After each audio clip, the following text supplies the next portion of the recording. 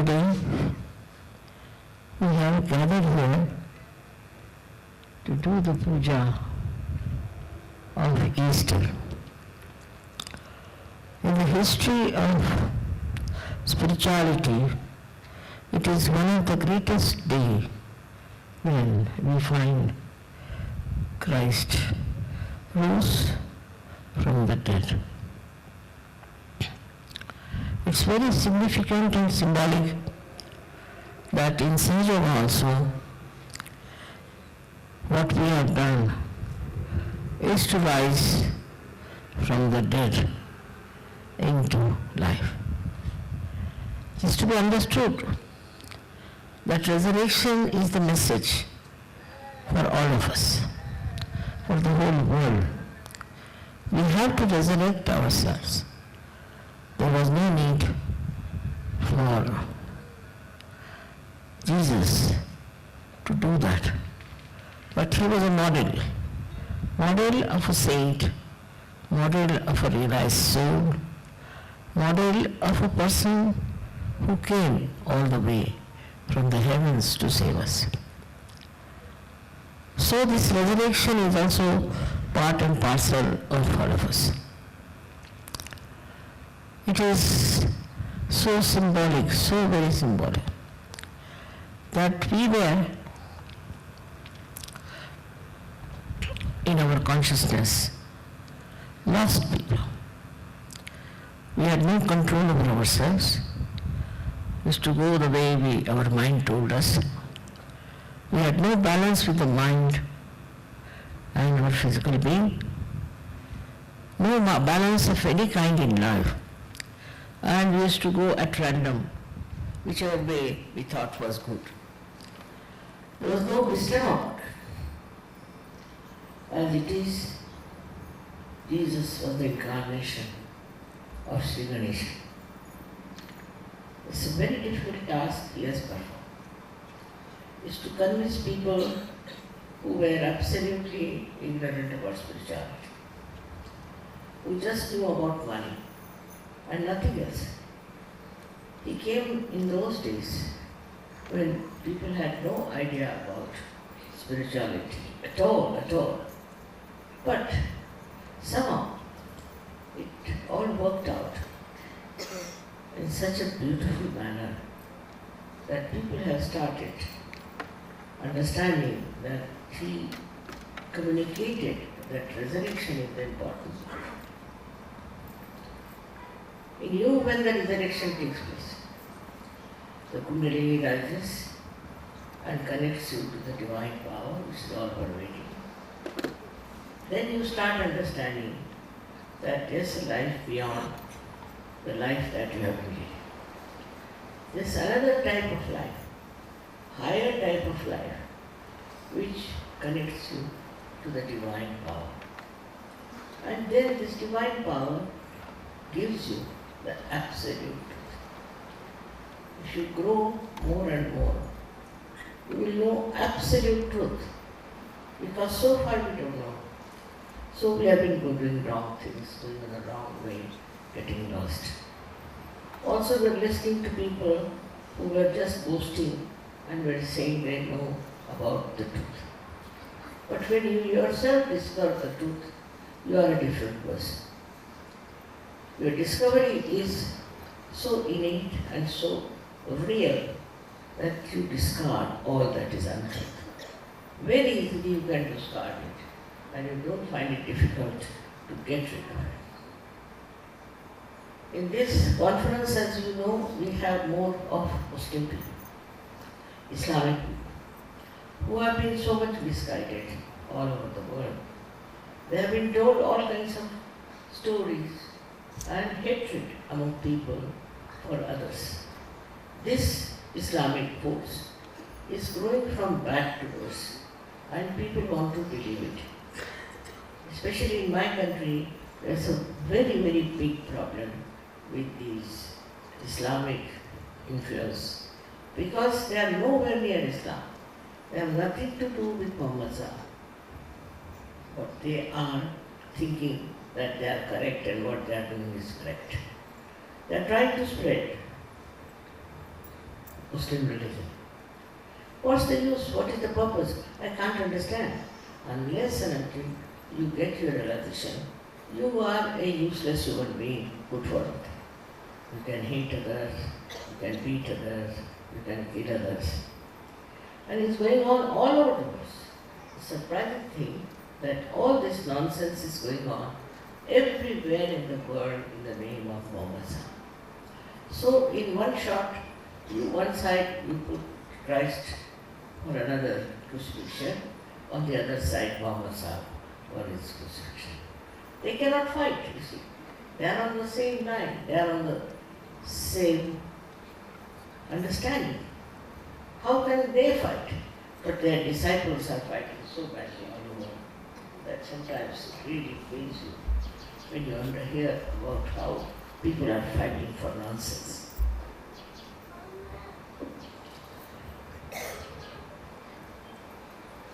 In his life, Christ did not marry. He did not. He never needed also. He did not marry. And at a very young age, he was crucified.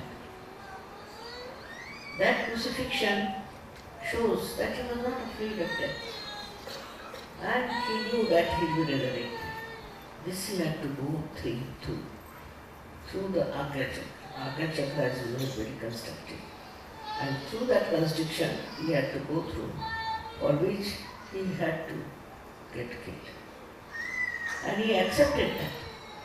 He accepted with full heart that that's the ordeal he has to go through. In the same way, your samskara can be only achieved through the Agnya, and the Agnya has to be opened. But for that, you don't have to get banned, you don't have to be crucified, but you have to crucify your ego. The first point is ego. You have such ego that you cannot get rid of it. We have subtle and subtle ways of having egos. Like I come from this country, so I must have it. I come from this kind of family, I must have it. All kinds of stupid things they do, which are really sinful, and they think they are very great and they have ego. This ego you have to fight, otherwise your resurrection is not possible. Your attention cannot pass through the Agnya chakra. As long as you have such identification, it will not work.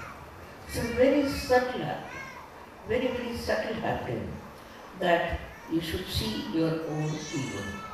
After realization, I said, you know yourself. The first thing you will know is that you have too much of conditioning and too much of it. Like in India, I find people have so much conditioning of their so-called rituals. Very ritualistic. Everything is a ritual to them, and they cannot get out of it. That's all the conditioning is. But ego is the worst part in the West, more in the West, where I don't know what they think of themselves. In that ego, they get lost. And they cannot see what's wrong with them, with their own community, with their own people who claim to be some such and such. So this ego has really dominated so much. So far in the history, so many countries, nations have been really tortured and butchered because of the ego of something. Once they will realize how horrible they have been, how satanic they have been, how aggressive they have been, they'll give it up. But they have to realize, and for that I said, you have to have your resurrection. Without the resurrection, you will not know at all. You will not be conscious of what wrong you have done. It is very, very surprising how people go on doing long things, advertise them, and come out as heroes. When I read the newspapers, I say, these are all stupid people all around. Absolutely very, very stupid in the sense that they have no understanding of what they are doing. They are just killing people enjoying the killing.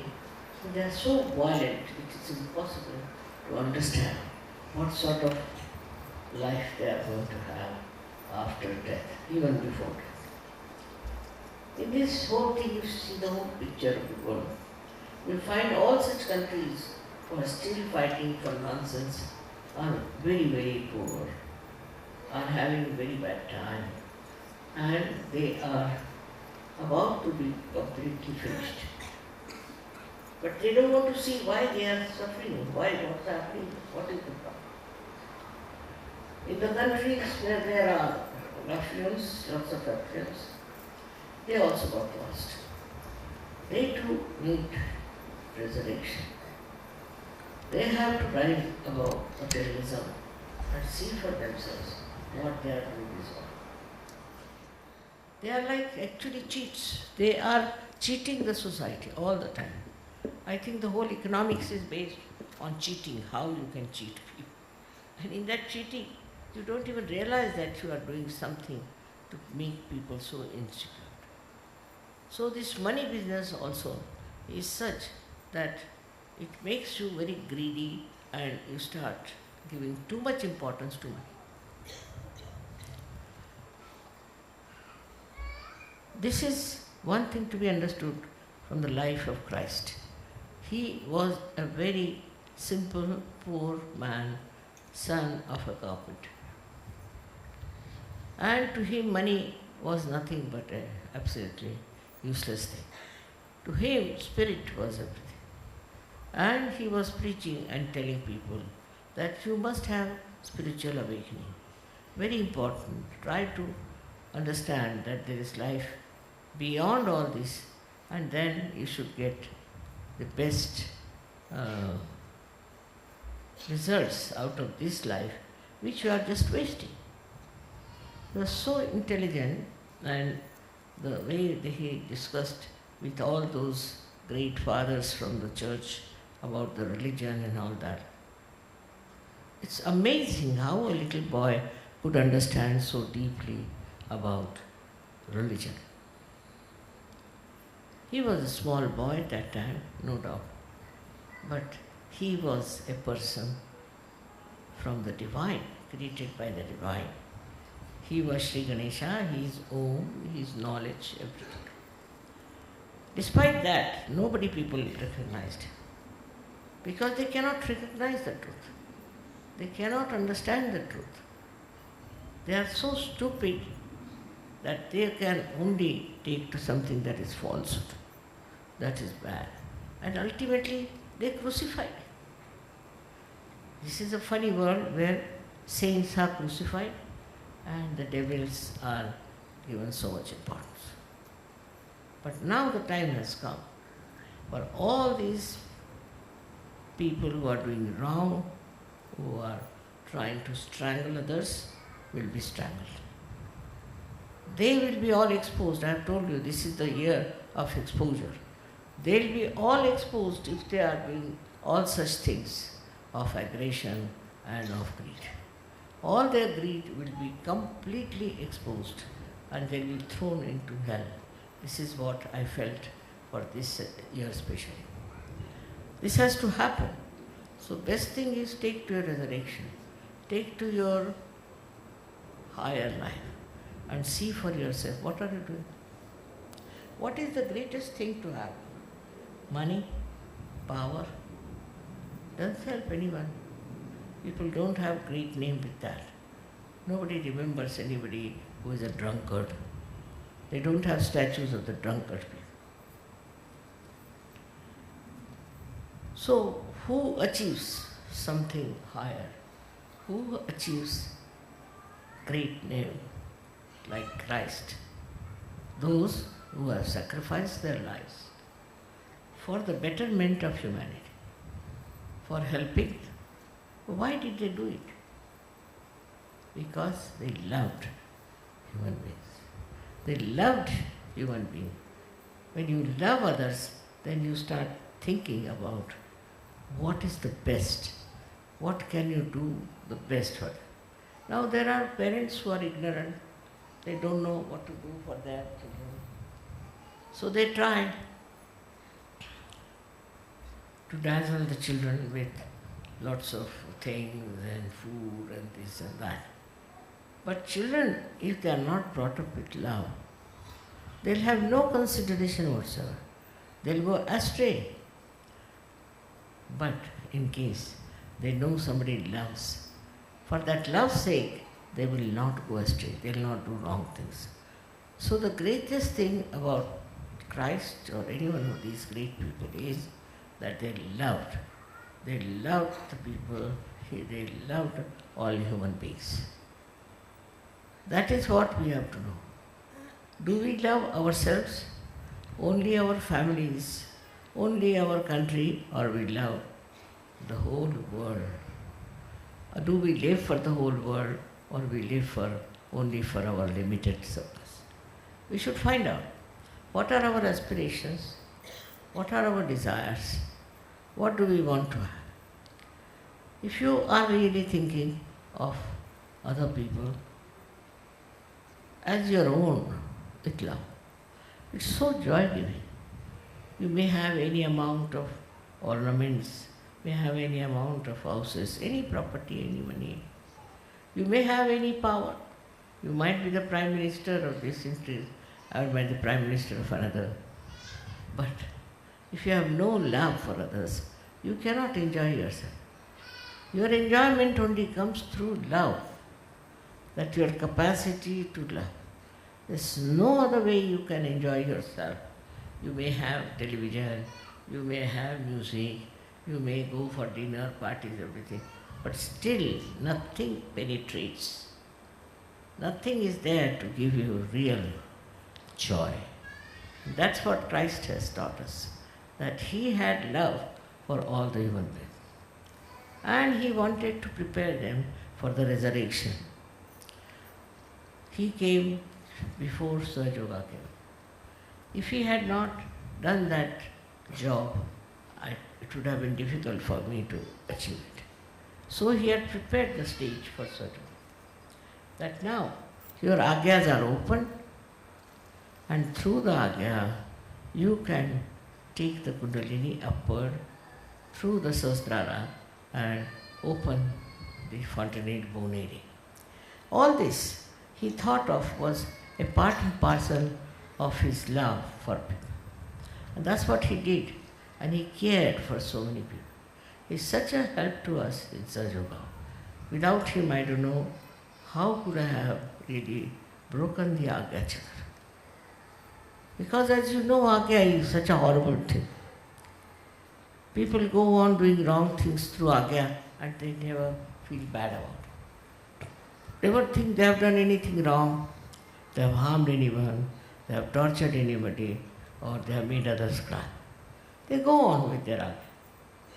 But they have no heart to feel what they have been up to. It's Christ only. He shows us that you break your Agnya, pass through your Agnya. Here they call it as a third eye. The other day one lady came with a magazine of third eye, and when I told her what it is, she was surprised. If your third eye is to be open, means Christ is to be awakened on your Agnya. That's the third eye. Now what He does He creates a witness state within you. You become the witness of the whole drama. You start seeing the whole drama, and you are amazed how you are silent, thoughtlessly aware, and how you are seeing everything without reacting. This is where we have to believe that Christ has taken His form in our Agnya. His birth is there. His resurrection is there. All that we have got it already worked out. Like a machinery, the whole being is made. And we have different chakras and centers. This is the last most difficult center, which was really opened out by Jesus Christ. He's the one who dared it and who did it so beautifully that we too have now capacity to look at our ego, to see for ourselves what are we doing. Why do we think we are something very exceptional? Once you start seeing the ego, you will be amazed whatever work you may do, whatever you may do, you'll never be tired. You get tired because all the time ego is saying, oh, you are so great, you are doing so much work for others, you have achieved so much, all that. So then the ego goes on all the time pointing out all this false greatness about us, and we get tired that we are so great and why should we work? Why should we help others? Like that funny ideas start calling in our mind. And what we do is that we feel very tired. Fighting with those ideas, we feel very tired. Now our whole situation is made much simpler by the life of Christ. But look at the Christian nations. They are juxtaposition. They are on the other side of Christ's teachings. They are the most aggressive countries. They aggress people so much that in the whole world they are regarded as something very great and like they are the kings or something. I know this because we were in slavery in India, and I was surprised that these people came from outside and were nicely become masters. They were masters and used to teach us so badly, used to really make slaves out of us. So the slavery started, and then all such things started in India as well as abroad. Everywhere people started thinking that they are great, and they were Christians. They used to go to church, and from the church what did they learn? How to dominate others, how to show them down, how to take away all that belongs to poorer people or to the less stronger people. It's a thing we have seen ourselves. So this happens to people who have this ego very, very powerful, and they try to take over things that belong to other countries. What right have they got to take somebody's country? I can't understand.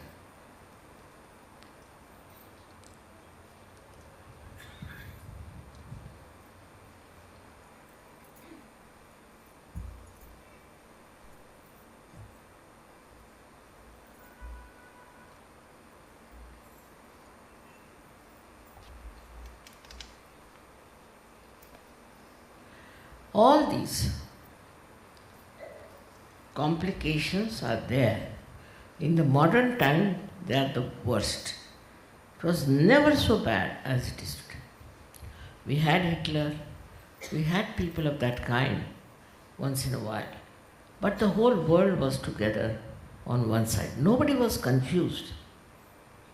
Nobody knew that you have to fight all the time. Now, maybe because of newspapers, I don't know why. Nobody knows which side is correct, which is not correct. It's being such a dispute about everything. And people don't try to understand the reality of the problem. And they are killing left and right, all kinds of people. It's very surprising how in this world human beings are killing each other much more than the animals do. We are the worst, worse than the animals, that we are killing ourselves, our own clan, our own people. In India also we are surprised how they are killing, Kashmiris are killing Kashmiris. In the same way, everywhere you go, you find they are fighting among themselves. If you go to Africa, you'll be surprised how they are fighting among themselves. I mean, now the principle of fighting has come up very strong. And people think fighting is a very important part of human beings. Anything you say, immediately fighting will start. Now look at Christ and his life. He didn't fight anyone. He didn't argue with anyone. And he accepted the death on the cross. He accepted it because he knew that it is for the resurrection, for not only his, for the resurrection of the whole world. And this is what we have to learn. We have to be the models of resurrection. We see all these things happening. We are upset also about it. And when after realization, people see that surroundings are full of this. Their own people are like this. They start fighting for nothing at all. And they realize that these are my own people who are doing this nonsense. You can't correct it, you can't do anything. But if your Agnya is clear, if your ego is finished, if there is no domination of any kind in your mind, and also your conditioning is finished, then you become the channel of creating peace. You are the one, wherever you are, you can create peace. This is something, a special thing for SahajaYogis to know, that if you have no Agnya, it may look like you are suffering, but you are not. You are doing it for others, for surroundings, for your friends, for your neighbors, you can say for your countrymen, for all of them. When you have no Agnya, you become such a big source of divine force that it can work out anything. It can change, transform people. It can happen like that, and it has happened to many people before individually. But now collectively, I'm sure, all this anger, all this temperament of aggression, and all these challenges from all these nasty people can be brought to an end. With the people who have no ego, with the people who are not justifying their wrongs, with the people who have a clear-cut idea as to what is the truth. They may speak, they may not speak, makes no difference. Whatever they are, but they are such a big shield against those aggressive forces which are ruining the peace of the world. So Christ did it for the peace, to bring peace on this earth. It's very important. There should be peace. But if there's no peace within, how can you have peace outside? It's very surprising how so many countries who talk of peace are engaged in wars, fighting. How can you have like that? They have no solution, they don't understand. The only solution I find is to transform them in SahajaYoga. That's the only one. You have to take out their ego. You can see in many people it resists. It is there, it is working. This ego, this very, very dangerous thing people have. So this one was the one which was really handled by Jesus. He tried to neutralize your ego. He tried to take out the problems of the ego, to make you a humble mind person. To say that a humble and mild person is always in danger is a wrong thing to say. See them. When the people are aggressive and people are trying to dominate, the humble man is the winner, not the one who dominates.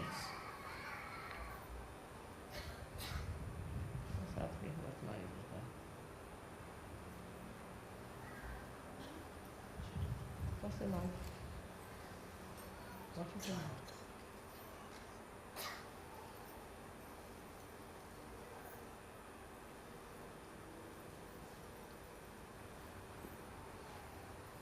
So,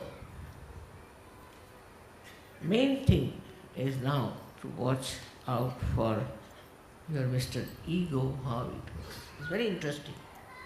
Very interesting to see how it makes a drama, how it tries to cover up things, how it tries to show that you are superior to others. It is to be seen. It is to be seen very clearly what this Agnya is up to. It's a very, very mischievous thing, very harmful thing, and most embarrassing also. So these egoistical people are like that, and ultimately they become nervous. Very nervous and think no end of themselves. First they try to control others, but then they are needed to be controlled. They are like that because they are all the time trying to control others and they don't know how to control themselves. What's the matter? Who is the child crying so much? Why is he crying?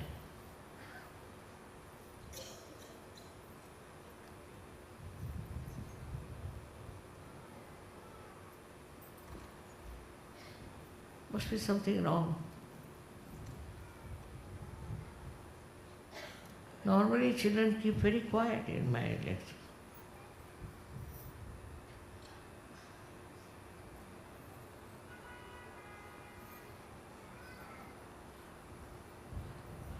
Now this ego is also like this child.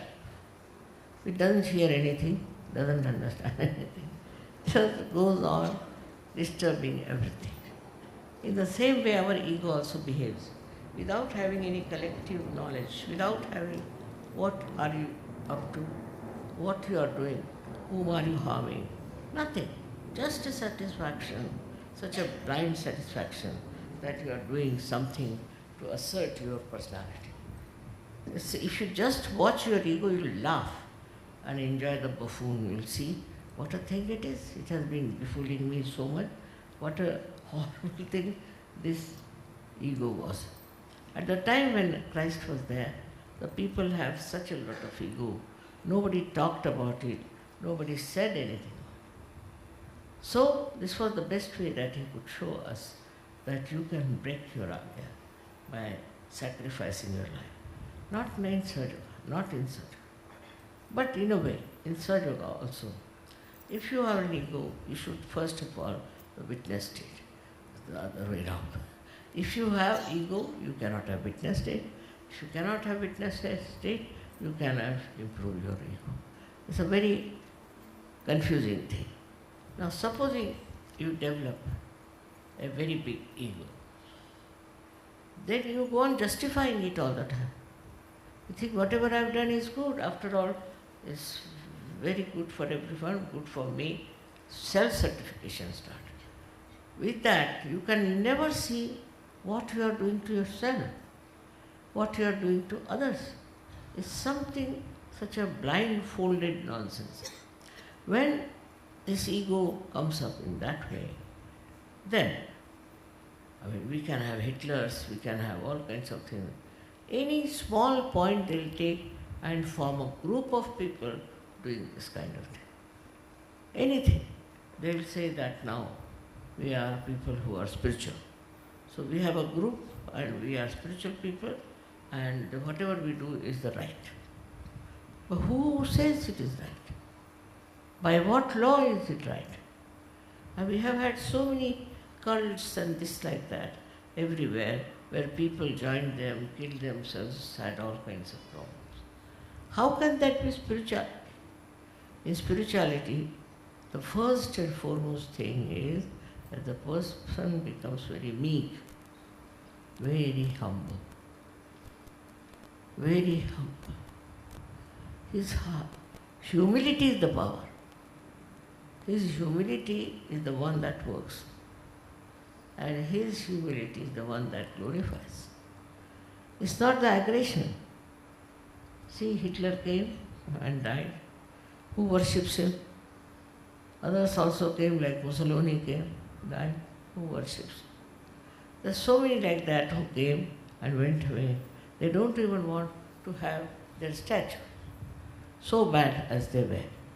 So those who have this ego are really very stupid people in the sense that they do all wrong thinking it's the right thing to do. Ultimately they are recognized as absolutely very, very wrong type of people. Don't want to take their names. So the time can prove what are they and what they are doing. It's a very, very calculated work of the divine. You shouldn't play into the hands of your ego. Try to see yourself, oh, Mr. Ego, so you are there. Try to watch. And that time, if you take the name of Jesus, ego will go away. Just say the mantra of Jesus and ego will disappear. Another side of this horrible ego is the conditioning. That also has a very, very, very subtle ego. For example, supposing if somebody comes to your house and starts saying that, wow, what a dirty carpet, I don't like this color, that thing I don't like, without understanding that you are hurting another person. Talking like that, he comes in. And then, you see how stupid he has been, because nobody likes such a person who is talking like that. But to him it's very important that he should correct. Because he has a conditioning that a particular type of carpet is good, the another is not. That conditioning works, and he goes on talking nonsense that this is not good, that is not good.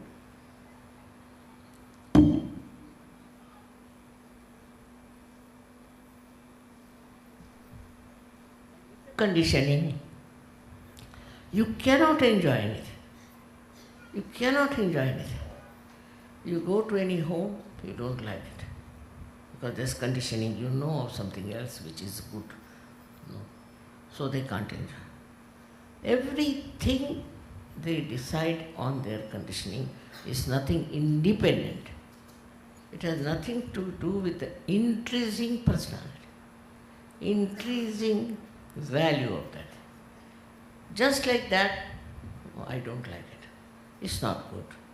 It should not be said by SahajaYogis. Never use this word. You can find out from me. I never do that. Whatever it is I say, it's all right. I never criticize it. This criticism business comes from this conditioning, because you have had such conditioning. Supposing you are an Englishman, you have English conditioning. Now, correction comes. Their cows got this disease. How did they get the disease when you are such perfect people? Then in Europe, the animals got one disease. How is it they got this disease when you think you are the cleanest people living ever? Just watch out. Why? It's all their own conditioning. That we know everything, we are the best in the whole world, and we have a right to rule everyone. Now have it. Now those who were very rich people, like America and all, used to think no end of themselves. Now what has happened? Suddenly it has become a country where everybody has to pity. Why? What is the reason? Why suddenly it is? It's always the nature which corrects you by giving the other side of it. Anything you try to boast of, or you try to put your conditioning of others, it comes on. It works in such a great manner that you can't. And then it does not work out, then there are earthquakes. All kinds of calamities come. There were a group of people who were white-skinned near the river Mississippi, and they were called as rednecks because always hot, their necks were always hot. They were such angry, hot-tempered people. And these rednecks were known to be very cruel. They used to kill people and put the blame on some other people from aboriginal people and arrest them and destroy them. Went on and on and on. But one day this Mississippi got flooded. So much flooded. He entered all the houses of these rednecks, you see. And I saw them running away with all their belongings, which they could not carry also.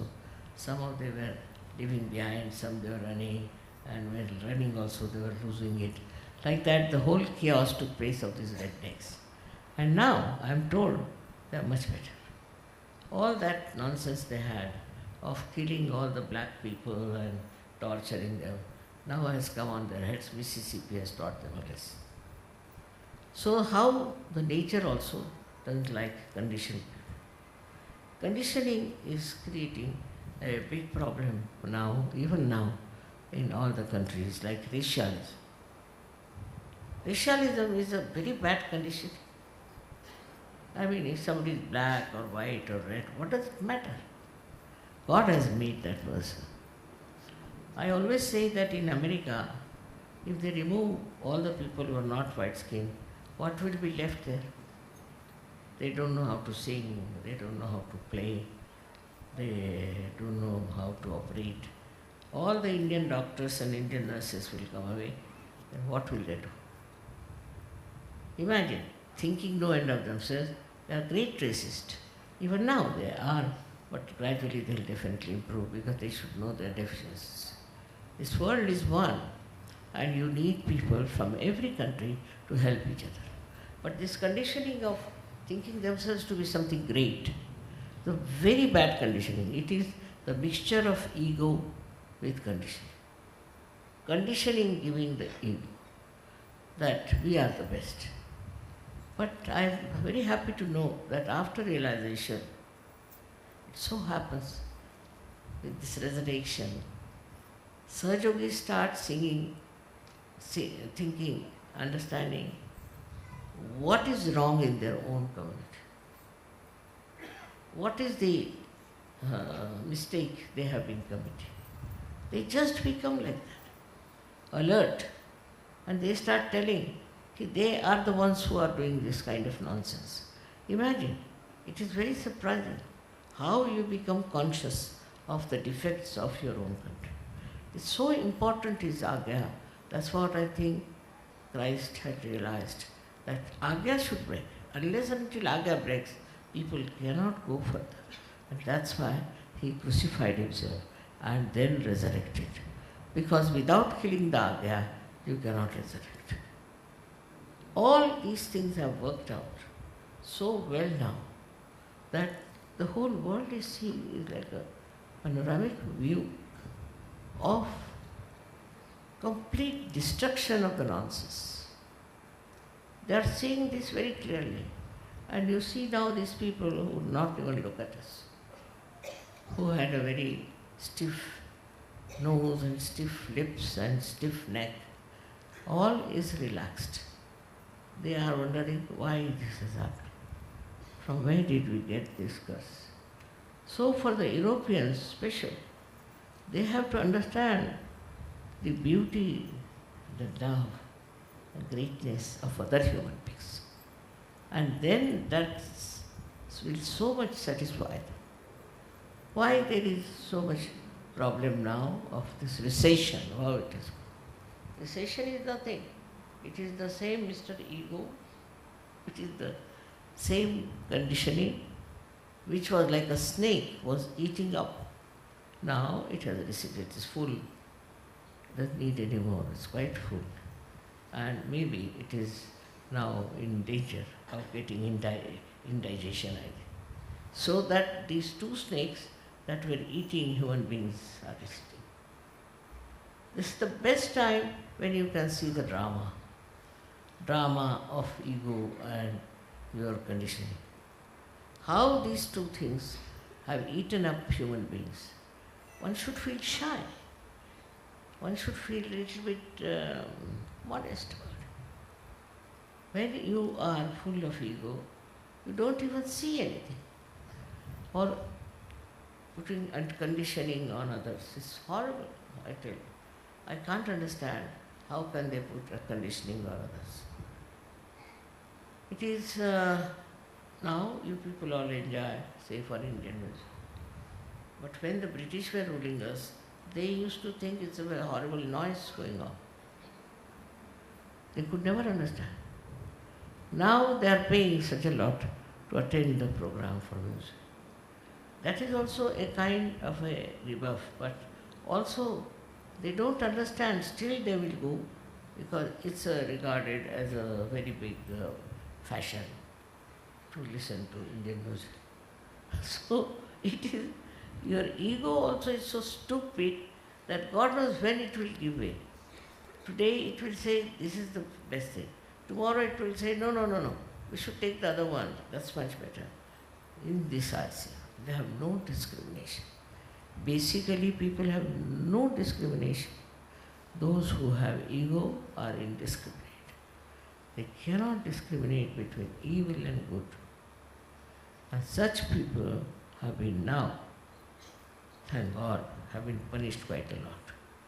But it is the life of Christ, His model, proves that your resurrection is so essential, which is so innate, that unless until you get it, you are lost.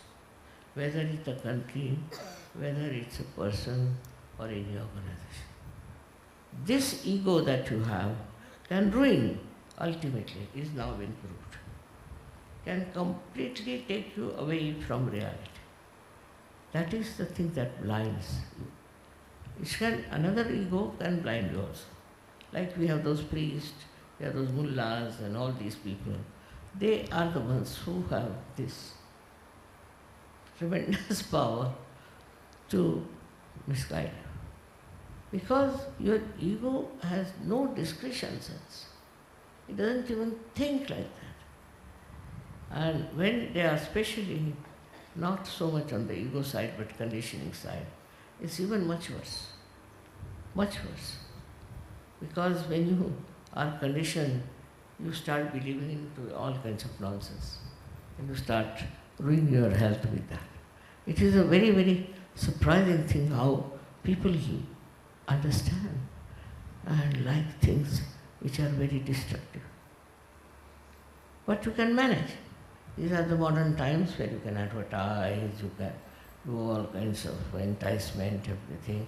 And you can manage this Mr. Ego very well, which pampers you. In this pampering, ego gets completely down and it loses its control over its own personality.